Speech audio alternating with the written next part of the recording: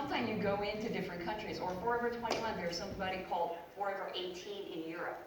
So they actually had to find ways to deal with those things. So going back to her question, in the United States, whoever used first has the first right. So the fact that you've been using it, regardless of your trademark application or registration, you have the senior rights. You have the basis to enforce your rights against the person who started using it later.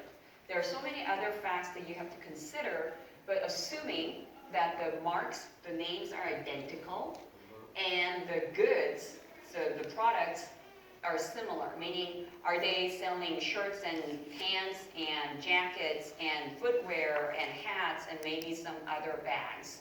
And are they doing something similar? And we go through a lot of factors. For example, are the price points similar?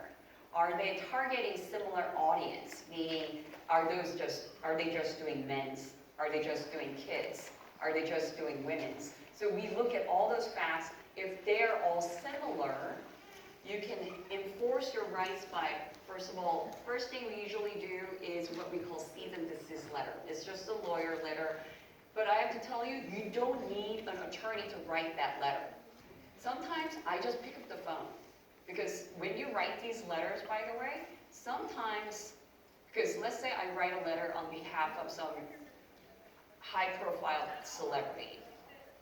And if we write a letter to the other side, they may take that as an opportunity to create this 15 minutes of fame.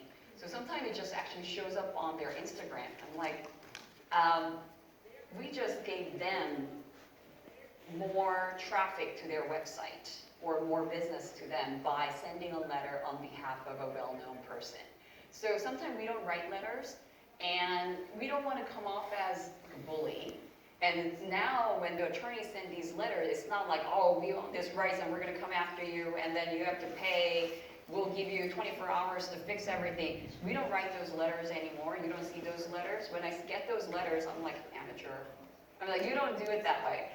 Especially if you're writing to fans. Like if it turned out that it's somebody who actually liked your product so much that they're like mimicking you, copying you, you call them sometimes, or you write to them. It's like, we're so flattered that you like our product so much. However, and then you can kind of hide behind some attorneys too. My attorney is telling me that this is not cool. That's pretty much, when you summarize these letters, that's pretty much what it is. We own this right. What you're doing is not good for me. I have no choice but to come after you. In short of that, I'm going to give you, I don't know, 2 weeks to fix this problem. If you want to resolve this, get back to me within 7 days. This is the number. That's pretty much the structure of the letters that you will see or you may have to send. God bless you. If somebody is actually copying you, you're in a good place. That means that you kind of made it. So if you have regardless of your application, because the first thing you're thinking is, oh, but I never registered the trademark. No, that's not, I mean, like a lot of people, yes, there's definitely benefit of registering a trademark, and when you register, you can register the federal trademark, and it will cover all the 50 states and Puerto Rico and other United States territories. However, let's say if you are in the CBD space or hemp space, I have some clients in the fashion industry, but it's for the lifestyle of people who may appreciate using certain recreational, not medicinal, recreational regulated products. Well, it comes in fabric. Yes.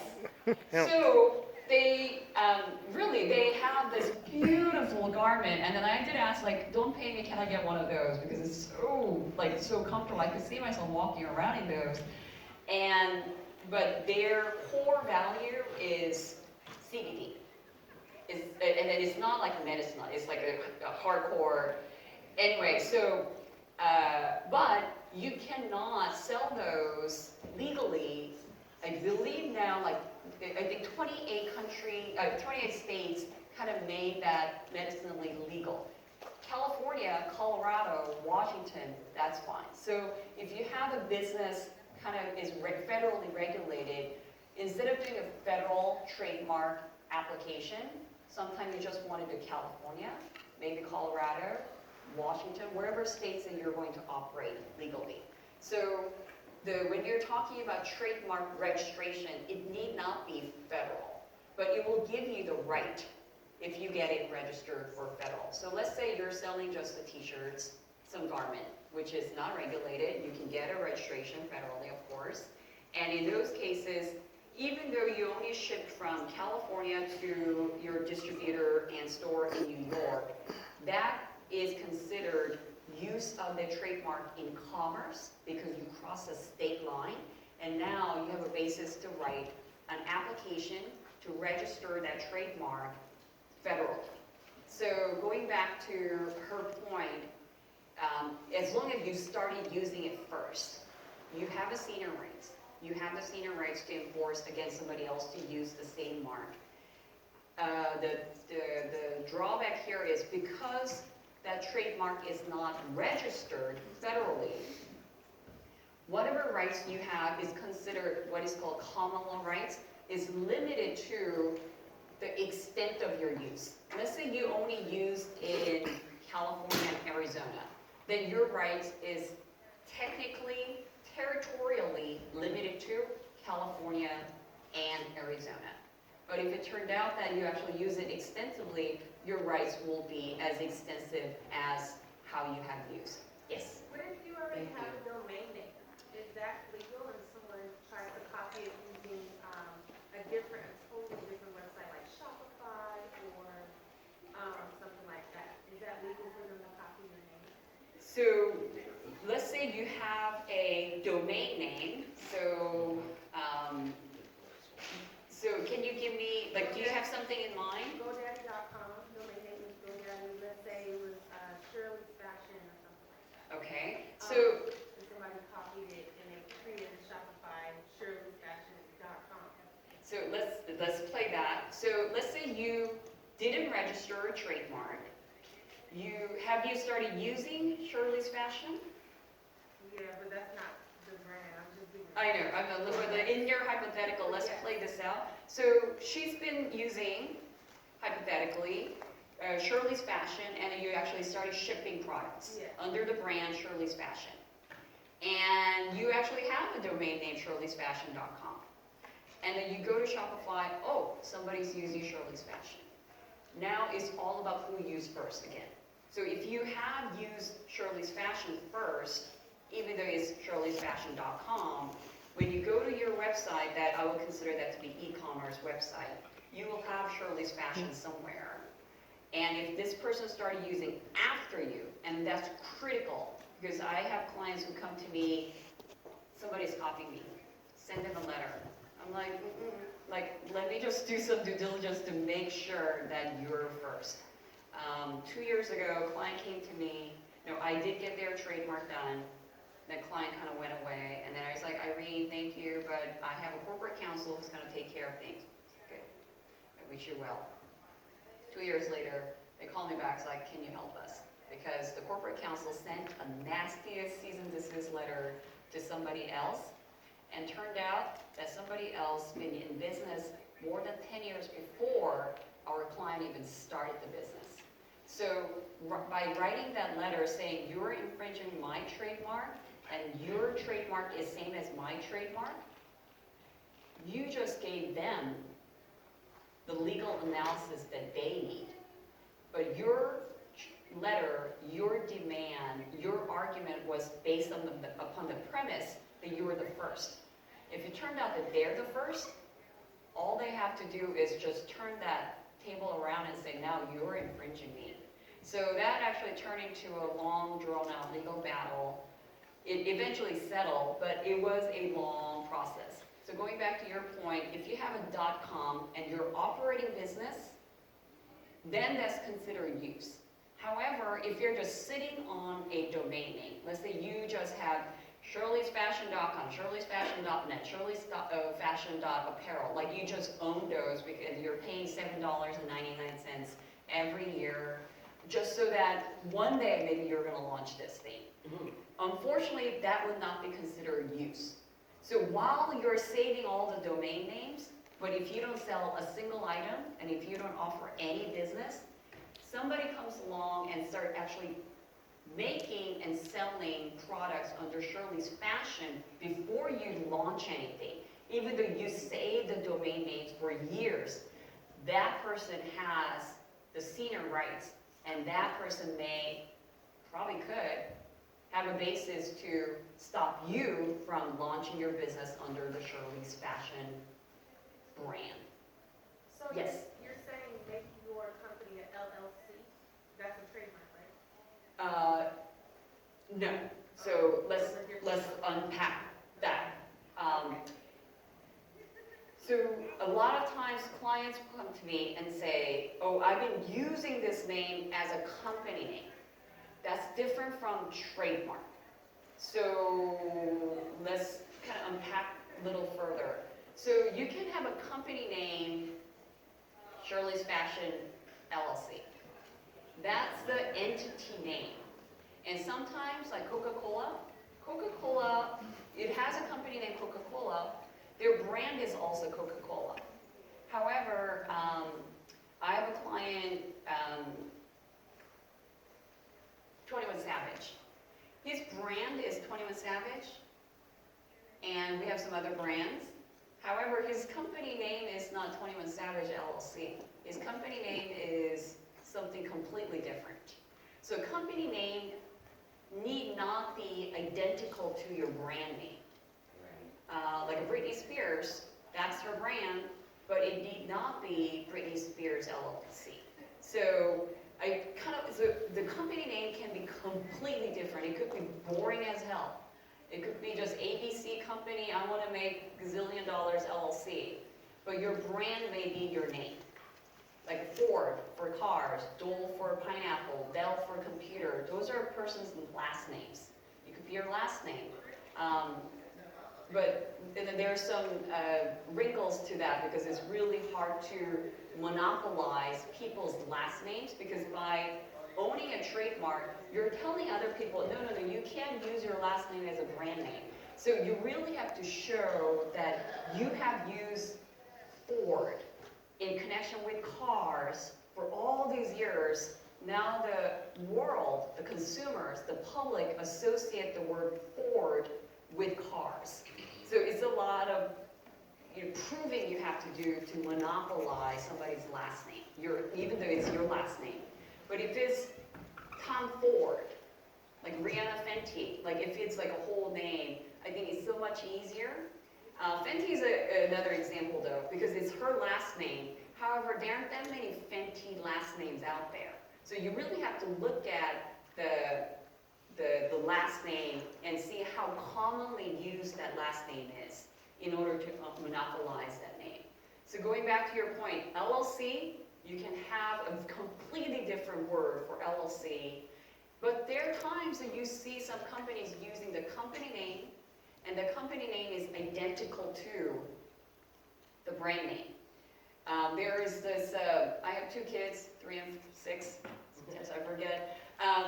There's like a kind of a organic looking baby lotion.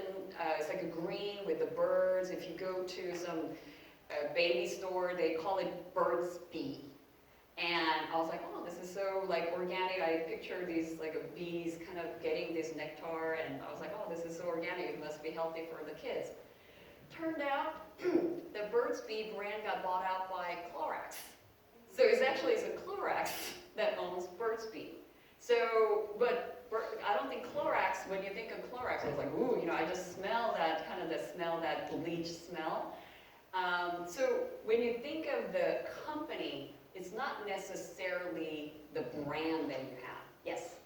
When somebody walks into your office looking for a patent application, what have you noticed in your experience that people can do on their own in the patent application process without the help of an actual lawyer, so that they can save themselves some time and money?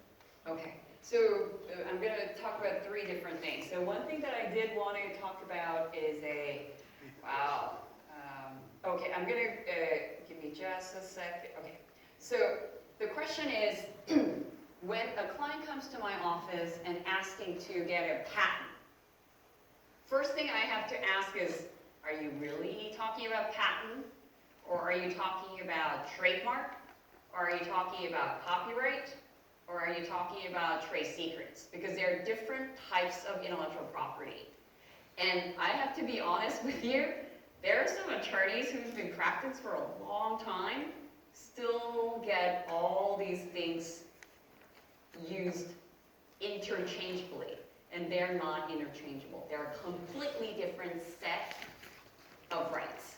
So if you create something, it's a new invention, it's an idea that is now formed into something useful, like iPhone, that has a patentable invention, is a patentable invention. So you're actually getting an exclusive right to your creation. So that's patent. In the apparel world, you're not going to see a whole lot of utility patent. There are two types of patents. One is design patent and utility patent. And this is where it's getting really boring. It's 10:27. I told you. It's all good. It's all good. You're okay? Yeah. Okay, so I don't want to like put you guys to sleep, but I get all excited as you can see. But so patent, there are design patent, utility patent. You don't have to remember this. This is not one of those things that you're going to walk out. It's like, oh yeah, so I read Lee, that attorney said there's a design patent and a utility patent. That's not something you should walk away with. What I want you to walk away with is that, okay, there are different types of intellectual property. If you use the word IP, you go, okay, that's about, it's property. It's an asset. You own this thing. You created this thing, but sometimes it's not something that you can point to and you can look at and you can touch. It's like, it's from here. So intellectual property. So it's the idea that you get to monopolize. You get to exclude other people from using it for 20 years from the filing date. That's patent. When you talk about trademark, I put trademark there because I'm very proud that I'm representing this company called Honest. So I went there to meet with them in 2012. And it's the Jessica Alba and 3 other founders who started this company because they wanted to create healthy products for kids. So they sell very fancy diapers, cleaning solutions, all that. Honest. So that's the trademark registration. That's how it's going to look like. It's going to have your trademark as a sheet of paper coming from United States of America, United States Patent and Trademark Office. So that's the trademark. Patent is going to have like a very tiny words, some pictures, and that one I believe I took it from Apple's iPhone. The one on the third from the left, that's copyright. And I think for the fashion, what I usually see a lot is a brand. That's the trademark. The third one, copyright, because sometimes you create this like a textile, not the silhouette. Silhouette is really hard to get protection and monopoly over. But if you get this like a very unique pattern, some color scheme, and then you see a lot of textile companies doing it. I have clients in the jewelry business, they do the copyright. So copyright is something that you probably see quite a bit. Trade secret, it literally is a secret, like a method of doing something. It's a secret way of you mix some colors and you create this beautiful look and you don't want anybody to know. That's something you want to keep it as trade secret. Because the problem with patent, even though you get 20 years of monopoly, you have to disclose your secret in exchange for that 20 years of monopoly. Literally, by definition, in the patent, you have to disclose best mode, best way to practice your invention. So if you want to keep something secret, like Coca-Cola formula, you keep it as trade secrets, and as long as you keep it as secret, you own it. Patent, after 20 years of the filing date, it expires. That's why a lot of drug companies, they always file these patents, because once the patent expires, anybody can make it and they can't monopolize anymore. A trademark, you own it as long as you use the trademark. And the trademark office in the United States require you to show a trademark use in order to maintain the registration. I'm gonna go with the lady in the denim jacket first, with the Chick-fil-A. Okay, your question. Oh, okay, you had a question. So hypothetically, let's say I was a consultant with Lulu because that is a clothing business. Would I have to use their company name Lulu and then my brand would be Stephanie's Boutique? Can I do it like that, or do I have to use Lulu as the? So Lulu would probably require you to do it because it's their house brand, like house mark. But if you are going to sell your product